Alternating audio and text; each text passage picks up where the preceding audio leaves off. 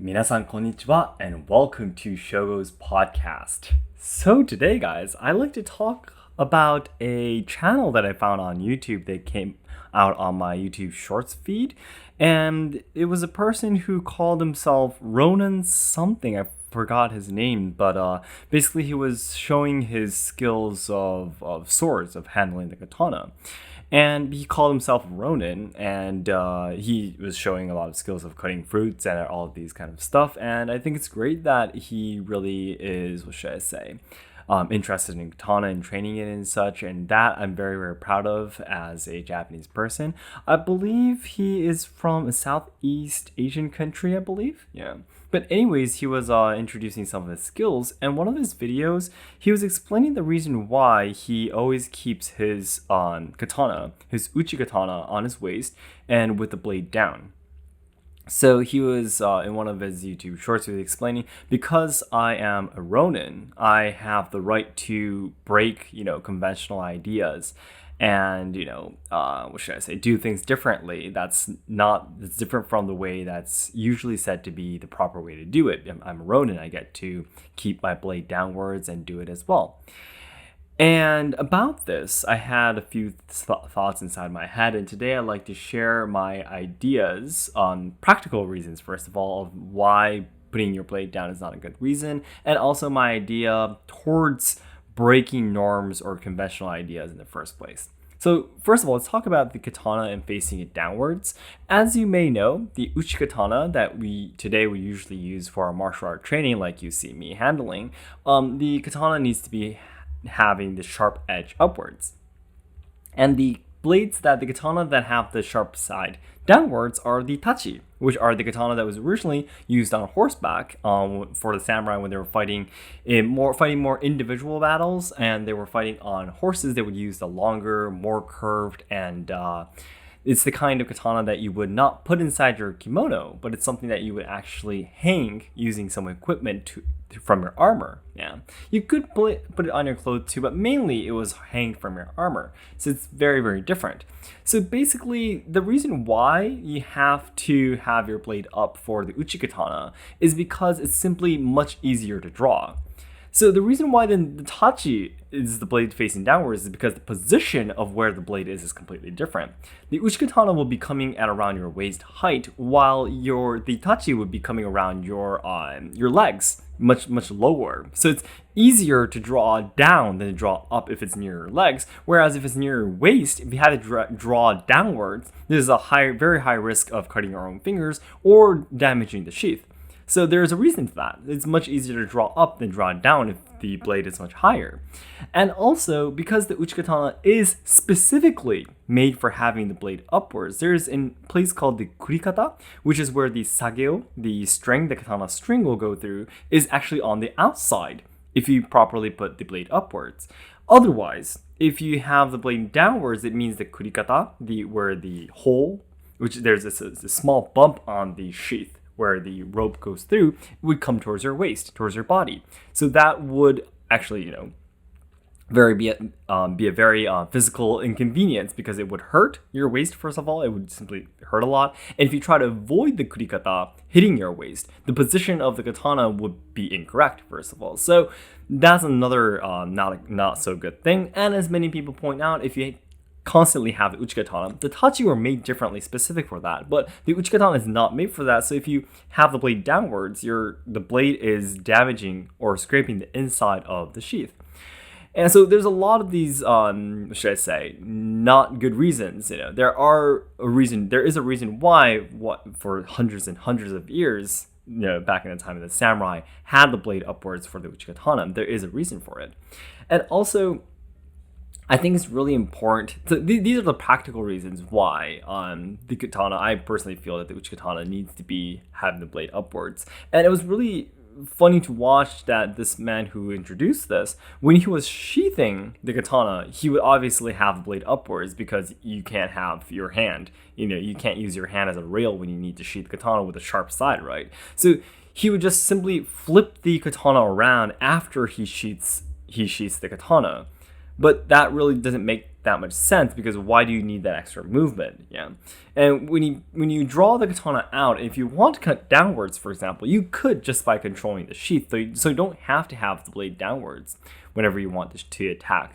So that is really, I think is really difficult, especially modern martial arts or ancient martial arts that we can still practice today are all based on ideas with the katana having the sharp side upwards. So you can't learn any of their skills either. So it's I personally would feel that it's not very convenient for you to do it. And also the idea that I wanted to share with you at the end of this podcast today is that I personally am the kind of person who believes that we really should evolve, and change traditional culture too. As I always explain in my podcast, there's a lot of things in the world of traditional culture that is basically rotten, we always say. It's just terrible that it hurts a lot of the young people. It's, there's a structure that no one can disobey. The headmasters, they're just like kings and queens, and no one can say anything to them. And basically the organizations of a traditional culture becomes a place where they just trying to, worship the headmasters and forgetting the original purpose of why we're doing these traditional cultures in the first place. So these kind of cultures, traditions, I really think we need to change.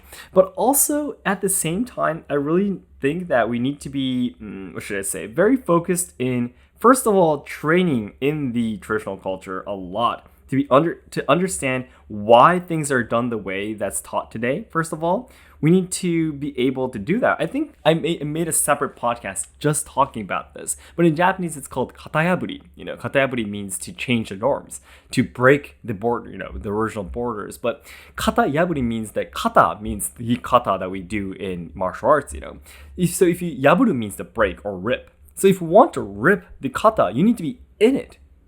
If you want to break the kata, the mold or the framework, it's called, it means you need to be inside it to break it.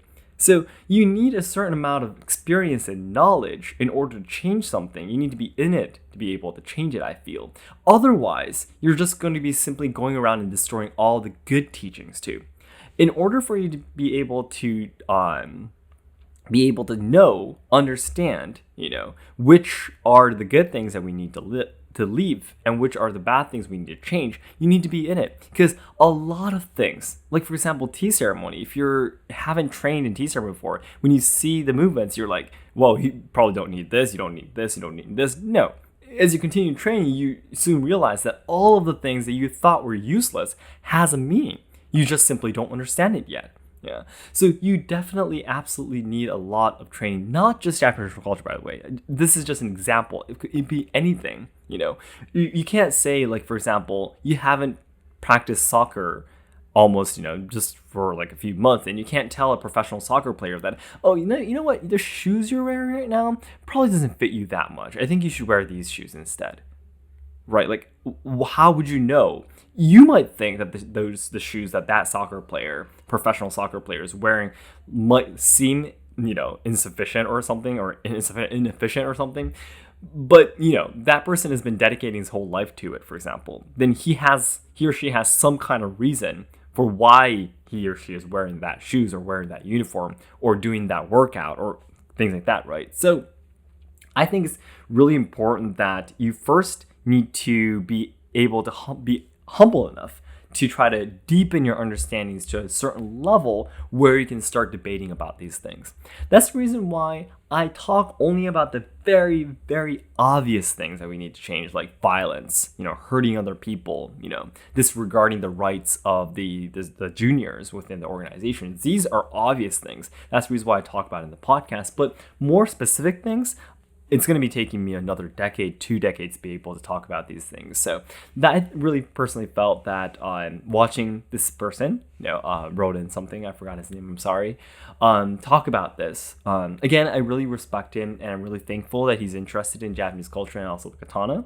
But I really felt that this is something that I need to keep in mind as well, that I need to remember my humbleness and to think that I really did not understand anything of each traditional culture that I'm training right now. And while I always will fight for the rights of the basic human rights of all the people training in traditional culture or living in the world of traditional culture, in order for me to talk about specific things within each culture, it's going to be taking much more time for me to train. So then everyone, as I always say, the ultimate goal of my life is to make all Japan lovers' dreams come true. So I know there's a lot of people studying Japanese, willing to come to Japan to travel, study, or work, or even train our traditional culture and such.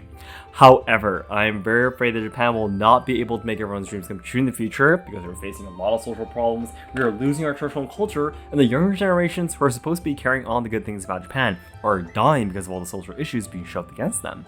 So I really want to dedicate my life trying to make Japan a better place. I'm trying to solve the social problems, preserve and evolve traditional culture, and also help out the younger generations to make their lives better so they can carry on the good things about Japan.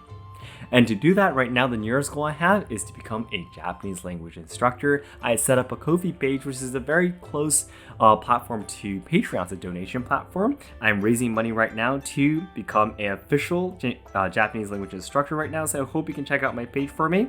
I actually have already achieved my goal on Ko-fi so far, but I'm actually, the exceeded donations will be used for more studying or making videos and live streams and such, so I hope you can check it out and help me out if you can. Yep.